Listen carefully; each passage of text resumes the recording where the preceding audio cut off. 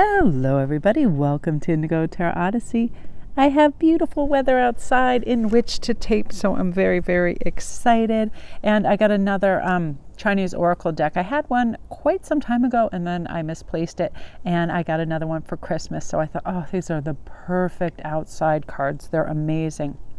So I'm going to let you make your choice, and then I'm just outside, like freewheeling, lots of beautiful messages. I feel like the atmosphere is so great for channeling. It's very peaceful, and for some bizarre reason it's like in the high 50s. It's like springtime. It's awesome. So you guys, we have tiger, we have monkey, and we have dog. And while you're making your decision, I'm going to just tell you this cool thing in the book. They were saying cats are really popular in China, and why are there no cats included in the Chinese zodiac? And there's this great Chinese legend that gives an explanation. So before the animal selection of the Chinese zodiac, the cat and the rat were really good friends. One day the cat told the rat that he is going to take part in the selection of the Chinese zodiac, and he asked the rat, who enjoys nighttime activities, to wake him up early the next morning. But the next day, the rat, instead of waking up the cat, he made his way directly to the selection stealthily and became the first one amongst the selected 12 animals. So by the time the sleepy cat arrived, all 12 positions had been filled and the cat was excluded. That was also the very beginning of a bitter feud between cats and rats. I love that so much. So let's just talk about the tiger, if you guys are all set with your energy. I love this. I'm going to actually do a flip through at the end of this. The artwork is so absolutely stunning. And they have the yin and the yang of each one. So you'll see, like on the top, you will see yin or yang that is filled in. And it's just really wonderful. So let's talk about what's going to be happening in the new year in terms of some of the energy coming in for you. This is about having speed, agility, strong, majestic, brave energy, righteousness, tenderheartedness, wanting to make changes where it's necessary. So I feel like you're going to be a great arbiter of faith and communication within your family. You're going to feel really strong and allied to the principles you've been wanting to, which is like simplicity and honesty and just ripping off any of those labels that your family, co-workers, friends, or anybody seems fit to deem on you. It's just, you're going to have a wonderful way of communicating what you want and how you need it, very steadfastly and like communicating really beautifully. Like you are just not into arguments, pettiness, or disputes. Like you're over it. It's such a waste of time. Like, again, I'm always referring back to reality shows. The amount of time those women spend arguing and fussing in some of the most beautiful areas of the world when they could be sightseeing and enjoying themselves is like such an utter waste of time. And that's kind of that like sterling lightning bolt that's going to hit you like, wow, is this useful delegation of my time? I don't think so. And you're just going to opt out. You could be mid-sentence in a conversation, all of a sudden you're like, bye, because you are turning that page on all of that. The tiger just is like, you know what? I'm a big cat in my own life, and I have simple needs, water, food, rest, good companionship. And if things complicate that or make things edgy, dicey, or uncomfortable, I don't want to participate in it anymore. And it could just be a family member coming in the room and trying to be all alpha and take over anything, the TV, what's going on. You could be running a project and they start moving your stuff. Instead of feeling like you have to over-explain while you're doing certain things, you're just going to up and out of there. Like, bye, I don't need your energy. Or just, monosyllabic answers. You're just not going to engage. Really rich time. Let's also talk about, some of the backup energy that's coming. I just love this artwork and being outside. It's amazing. Now, the snake energy is really beautiful. I just love the artwork. This particular one of just the awesome person on time. It's like the snake is gliding and the fairy is singing and dancing all over its head. It's so cool. So it's saying the outside influences are insufficient to change your plans. No matter what you encounter on the road, you will cope in a calm and low profile. So I love that. So it's like, yeah, if you want to instigate change, the power of suggestion that you have right now to change and manifest things are really huge. Instead of going at the angle of, I'm going to power through this or I'm going to alpha my way through this, just the cool, calm, quiet suggestion is going to do it for you. You know, like, oh, I'd really like to like go here or there. And then all of a sudden everybody's going to get on board. I just feel like people are really on that wavelength and vibration of chill appreciation for you right now. You deserve this. But again, it's almost like, you ever I don't know, just say you go to a nightclub and everybody is just clicking pictures and everybody's just so super thirsty and trying to be the most naked and the most loud and the most obnoxious. It's like, I feel like your chill presence is going to be so welcome. So your cool, calm collectiveness is just going to get you where you want to get to. Composed, you're going to be super quick thinking without distraction, super flexible, really great time for you to plan things because your focus is going to be otherworldly good. Like you're just going to have the presence of mind to say, oh, wait a minute, I did this before and it didn't work well for me. I felt stressed or it was too much.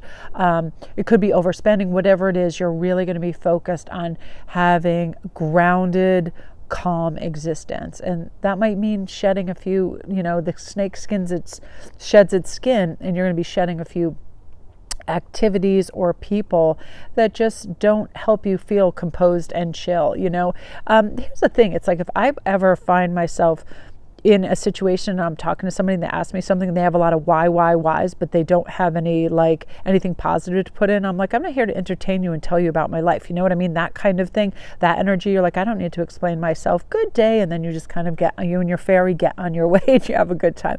So 100%, this is a beautiful stage that you're setting for your dreams and that you're moving forward with in a really, really beautiful way. I love that for you, Group 1. If you're new to my channel, welcome. Don't forget to press like and subscribe. And all my information is on the front thumbnail if you need a private read or anything as well. I just want this to be like brief and fun. And I love the energy in these cards. They're absolutely amazing. And I just feel like it's some of the best artwork, honestly, I've ever seen.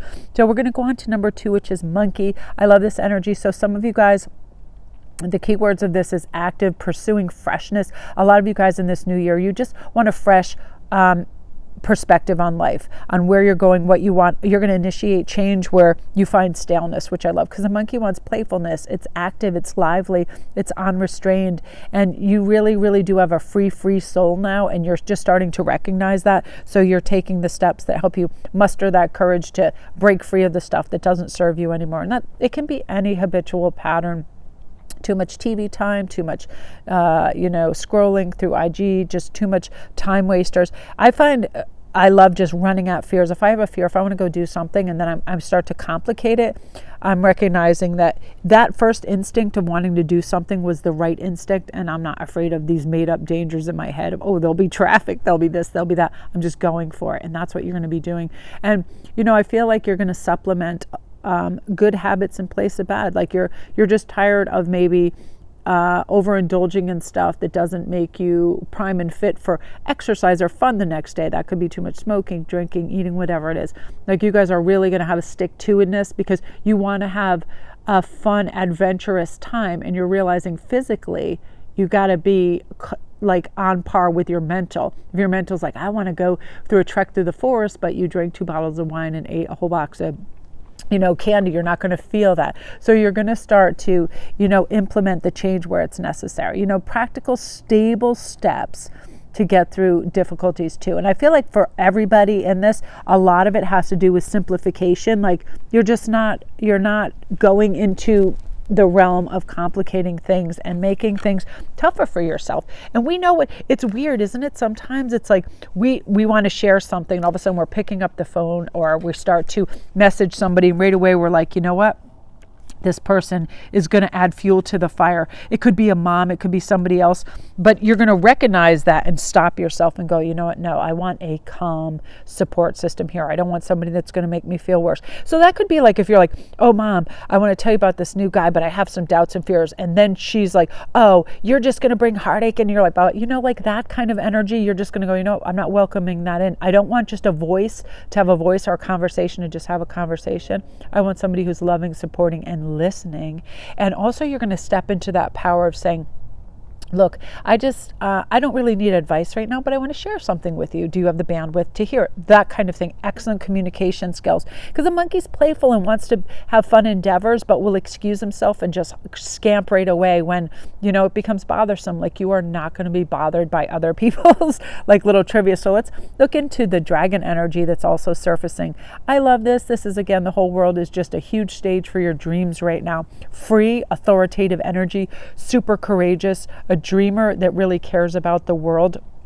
Again, you're going to be fantastic through the power of suggestion and calm initiation of change. That could be in your neighborhood. That could be in a philanthropic endeavor, something that you are trying to support, a cause that you believe in.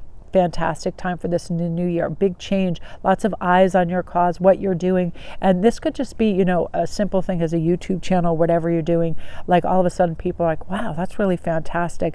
I feel like you're going to create a great path for your dreams, and it just becomes wider and wider and more accessible, and a lot of people want to participate, and you feel really supported, which is super nice. I love that, and we all need that, right? So I love that for you, group 2. Gorgeous energy. If you're new to my channel, welcome. Don't forget to press like and subscribe, and all my links the links aren't down below. All my information for private reads and other things are on the thumbnail on the front of this. So let's see your energy with pig and rat. I know it doesn't sound like real great animals, but all of these have significant meaning, and they talk, about a course that you're setting for yourself. It's not representative of what anybody looks like or anything.